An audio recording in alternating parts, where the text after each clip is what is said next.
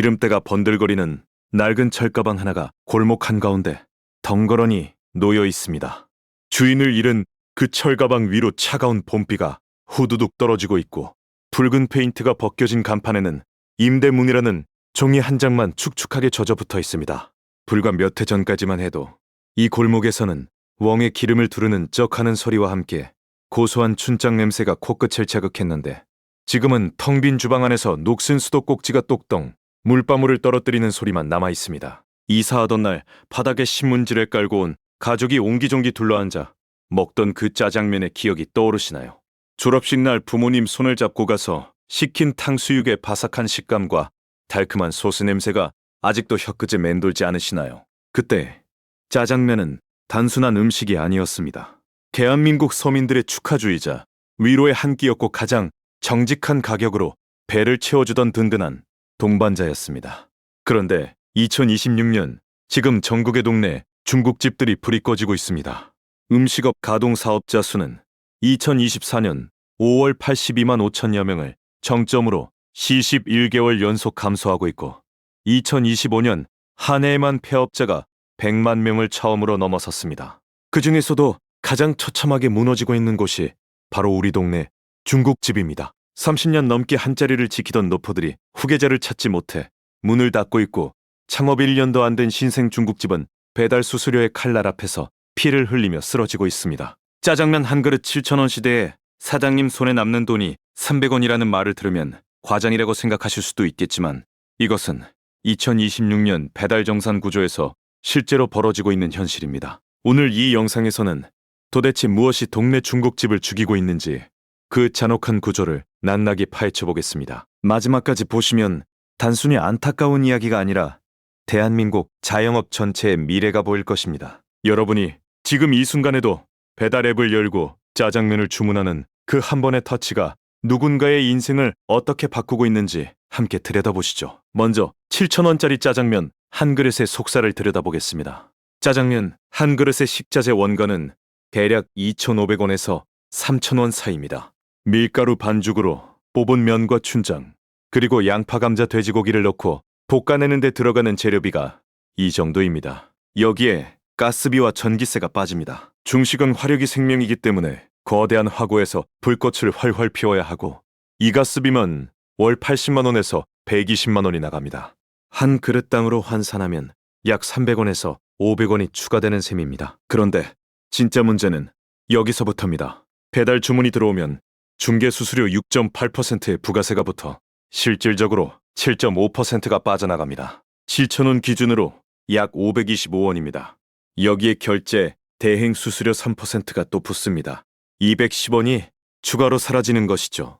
배달 대행비는 건당 3,400원에서 4,000원 수준인데, 비가 오거나 주문이 몰리는 시간에는 5,000원을 넘기기도 합니다. 여기에 광고비까지 더해야 합니다. 배달 앱에서 내 가게를 상위에 노출시키려면 건당 500원에서 1,000원의 클릭 광고비를 내야 하고, 이 비용을 내지 않으면 수백 개의 가게 목록 속에 파묻혀 주문 자체가 들어오지 않습니다.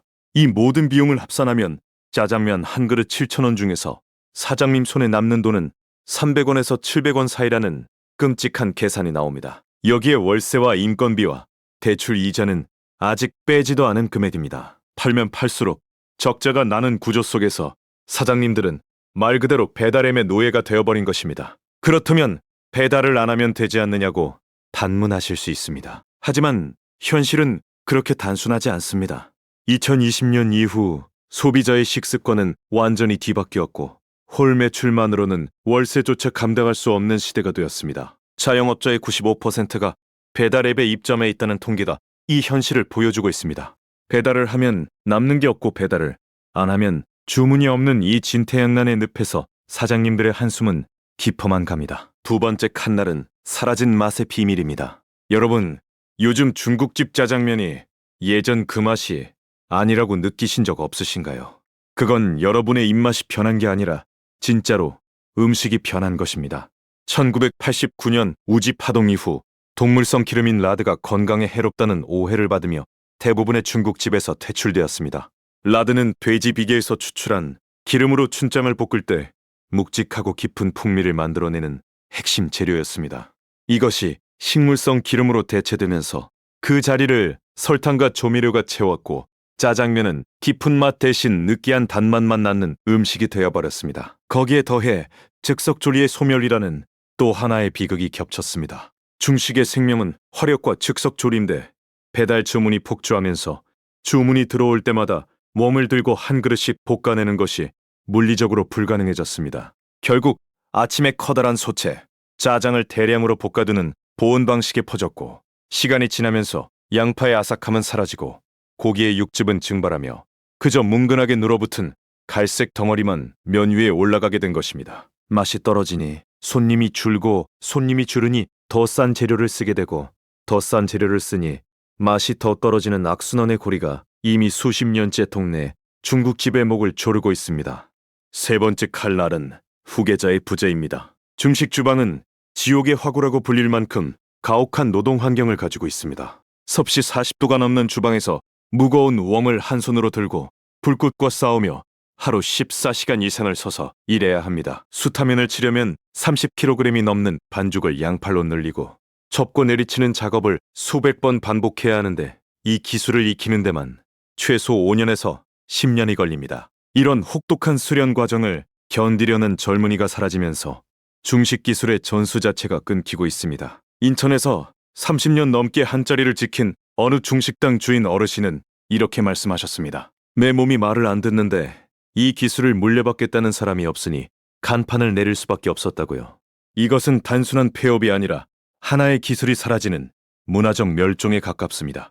경기도 어느 소도시에서 만난 40대 중반의 사장님 이야기는 더욱 가슴을 저미게 합니다. 이분은 아버지에 이어 3대째 중국집을 운영하고 계셨는데 월 매출이 3천만 원이 넘는데도 본인 월급을 가져가지 못한다고 하셨습니다.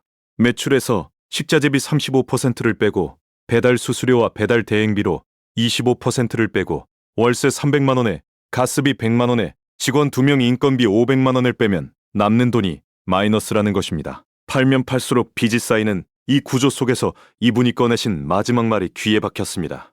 아버지한테 물려받은 가게를 제 손으로 접는 게 이렇게 무거울 줄 몰랐다는 한마디였습니다. 서울 외곽의 한 중국집은 배달 앱 맛집 순위 1위를 찍었는데도 폐업을 선택했습니다. 주문은 쏟아졌지만 건당 수수료와 광고비를 감당할 수 없었기 때문입니다. 순위가 올라갈수록 광고비 경쟁은 더 치열해졌고 한 달 광고비만 200만 원이 넘어가면서 정작 사장님 손에는 아무것도 남지 않았습니다. 대전의 한 중식당은 인근에 대형 프랜차이즈 중식 돌랜드가 들어서면서 손님의 발길이 뚝 끊겼습니다. 깔끔한 인테리어와 표준화된 맛, 그리고 공격적인 할인 쿠폰 앞에서 기름때가 묻은 오래된 간판은 아무런 힘을 발휘하지 못했습니다. 부산의 한 중국집 사장님은 건강 트렌드의 변화가 가장 뼈아팠다고 하셨습니다. 짜장면은 고칼로리 기름진 음식이라는 이미지에 갇혀 20대와 30대의 외식 목록에서 점점 밀려나고 있다는 것입니다. 샐러드와 포케와 저탄수화물 식단이 대세가 된 시대에 검은 춘장 소스가 범벅된 짜장면은 젊은 세대에게 기피 대상이 되어가고 있습니다. 이 모든 위기의 밑바닥에는 대한민국 자영업 구조의 근본적인 문제가 깔려 있습니다. 신규 창업 10곳이 문을 열 때 8곳이 동시에 간판을 내린다는 통계가 있습니다. 음식점의 5년 생존율은 34%에 불과하고 이것은 10곳 중 6곳 지상이 5년 안에 사라진다는 뜻입니다.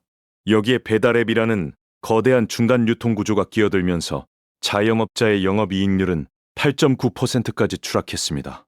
주문 금액의 30%에서 40%가 수수료와 배달비로 빠져나가는 현실에서 자영업자들은 배달앱의 감옥에 갇혔다는 절규를 쏟아내고 있습니다. 정부와 국회는 배달 수수료 상한제 법안을 추진하고 있고 총수수료를 15% 이내로 제한하자는 논의가 진행 중입니다. 하지만 전문가들은 수수료를 강제로 낮추면 배달비가 소비자에게 전가되거나 서비스 질이 떨어지는 풍선 효과가 발생할 수 있다고 경고합니다. 공공배달앱이라는 대안도 등장했지만 낮은 인지도와 부족한 이용자 수로 인해 아직까지는 민간 앱의 독점 구조를 깨뜨리지 못하고 있는 실정입니다. 그렇다면 우리는 이 비극 앞에서 무엇을 할 수 있을까요? 가장 단순하지만 가장 강력한 방법이 있습니다. 배달 대신 직접 가게를 방문해서 드시는 것입니다. 사장님에게 수수료 부담 없이 온전한 매출이 돌아가고 여러분은 막 볶아낸 따끈한 짜장면에 진짜 맛을 느낄 수 있습니다. 동네 중국집의 소멸은 단순히 음식점 하나가 사라지는 문제가 아닙니다.